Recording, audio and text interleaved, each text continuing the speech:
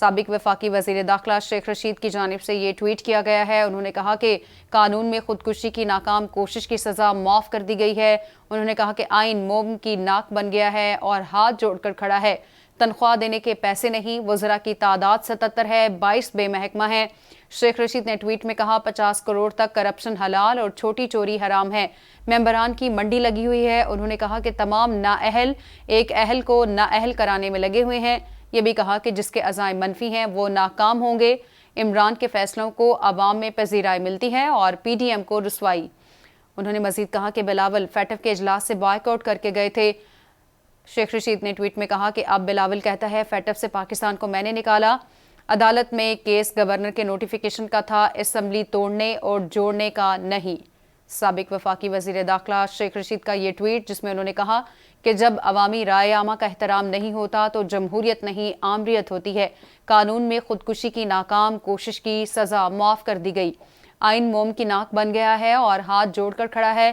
کہا تنخواہ دینے کے پیسے نہیں، وزراء کی تعداد 77 ہے، 22 بے محکمہ ہیں۔ جب عوامی رائے عامہ نہ ہو تو جمہوریت نہیں آمریت ہوتی ہے۔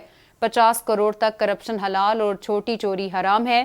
ممبران کی منڈی لگی ہے۔ ان کا مزید کہنا تھا کہ تمام نااہل ایک اہل کو نااہل کرانے میں لگے ہوئے ہیں۔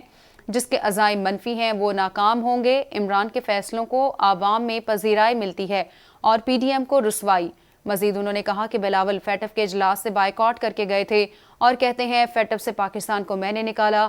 عدالت میں کیس گورنر کے نوٹیفیکیشن کا تھا، اسمبلی توڑنے اور جوڑنے کا نہیں۔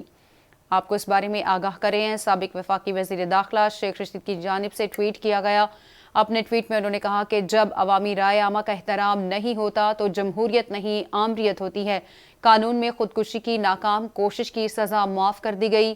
آئین موم کی ناک بن گیا ہے اور ہاتھ جوڑ کر کھڑا ہے۔